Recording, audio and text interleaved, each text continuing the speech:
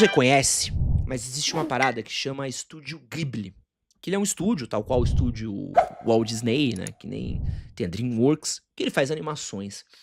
Entre as animações dele, tem alguns filmes que já são considerados clássicos do cinema, né. Então tem Meu Amigo Totoro, Viagens de Chihiro, Castelo Animado, tem um monte de filmes fodas. O meu favorito do Estúdio Ghibli é Túmulo dos Vagalumes, que é uma pedrada, assim, e é um filme que ele é muito pesado, e ele sempre teve nas obras, né, do Hayao Miyazaki, durante muito tempo, eu tive no meu cenário, né, fotos de pessoas famosas, né, não sei se vocês lembram, né, tinha umas fotos em preto e branco.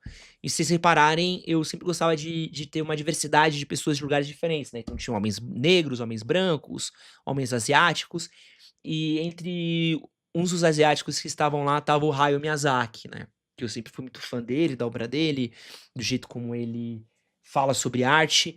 E a obra dele sempre foi uma obra muito pautada nesse cuidado, nesse trato da arte dele. São filmes muito demorados, filmes muito artesanais. Ele é um cara que sempre foi muito crítico ao Walt Disney, ele sempre foi muito crítico ao Hollywood, sempre foi muito crítico à forma de criar também do Ocidente. E essa semana teve uma atualização do ChatGPT, onde ele agora consegue fazer artes. E muitas pessoas começaram a fazer artes de momentos marcantes, de coisas marcantes, no estilo do estúdio Ghibli, né. Então, cara, tem isso daqui, né, então você tem: "Oh, Cassino! Ah, tonight, if you don't know". Tá aqui. Aí tem aqui o Regis Tadeu sendo enquadrado, né. Tem o João Kleber, Não Aguento a Segunda-feira de Ismael, viu, brabo. Tem o show Ai, ai!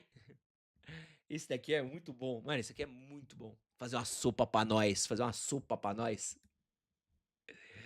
Eh, tem o Aqui tem coragem. Ai, ai. Aí tem aqui o esse aqui não qual que é esse daqui? Esse eu não lembro. Mas aqui o Faustão, tem o do Zeca Pagodinho salvando a galera, teve o Não Consegue, né, Moisés? Tem vários, né, tem vários. E aí você tem pô, chegou num ponto que olha isso daqui, chat. Os caras recriaram Senhor dos Anéis, parte do Senhor dos The Anéis world usando is changing. usando o estilo do estúdio Ghibli, né. Então eles fizeram cara, isso aqui é bizarro, tá. Eu não vou tocar aqui pra não dar problema. May it be a little star that I Ulié, utulié.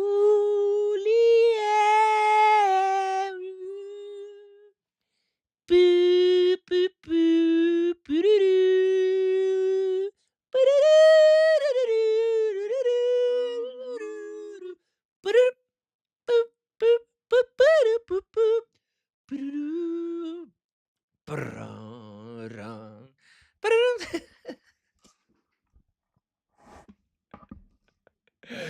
Enfim, virou a diversão de uma galera, né, fazer isso daqui e, cara, gerou uma treta absurda, mano, absurda.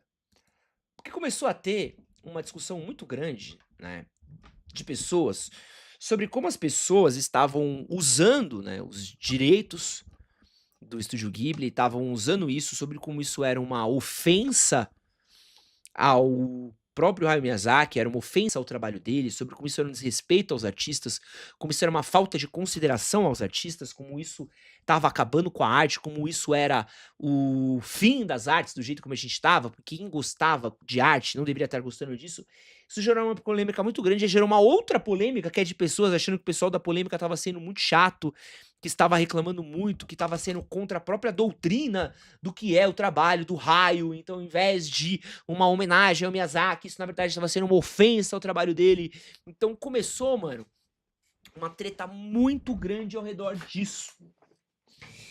E aí, eu quero. E justamente porque a galera tá mexendo com o último grande estúdio de cinema 2D, né, que existe, né. Então a gente tá falando do último grande estúdio que tem essa parada dessa arte feita à mão, que faz essa homenagem a esse estilo, que é uma parada cara, o Miyazaki ele demorou 6 anos pra fazer o Menino e a Garça. 6 anos, tá. Isso é muito louco, porque é uma demora muito grande, né. E é uma coisa desse craft que ele tem. E acho que tem uma cena aqui, ó, e tô torcendo pra eu vou ter que fazer bem baixinho aqui, porque o Estúdio Ghibli, ele costuma dar strike em alguns canais. Esse momentinho aqui, ó, de 4 segundos, essa multidãozinha aqui de 4 segundos, ela demorou quase 1 ano e 3 meses pra ser feita. 1 ano e 3 meses. E o próprio Miyazaki, ele sempre foi contra a tecnologia, fala que isso é contra a arte.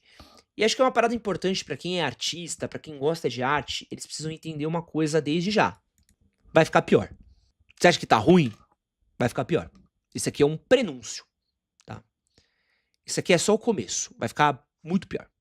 E uma coisa que eu posso dizer pra vocês é que as pessoas muitas vezes elas não fazem ideia de quem são os artistas por trás das obras que elas gostam. Muitas pessoas que eu conheço estão fazendo essas artes do Estúdio Ghibli, elas sequer sabem o que é o Estúdio Ghibli. Vários amigos meus do jiu-jitsu publicaram artes, fotos, baseadas nessa imagem daí, baseado no Estúdio Ghibli. Eles não fazem a menor ideia do que é um Estúdio Ghibli. Se eu virar pra eles e falar assim, pô, você sabe de onde é isso? Cara, não, só acho bonitinho a arte. Então, às vezes, existe uma crítica aí, que é importante entender que o cara ele não tinha a menor ideia disso. Esse cara, ele nunca pagaria um artista pra fazer essa arte. Esse cara nunca iria atrás de quem é o autor disso. E muitas pessoas, e aí eu tô tentando ser muito positivo nisso, tá? Muitas pessoas, eles literalmente conheceram o Estúdio Ghibli por causa dessa trend, tá? Muitas pessoas vão atrás disso justamente por causa dessa trend. Mas eu acho que tem uma visão muito mais negativa do que positiva ao redor disso, tá?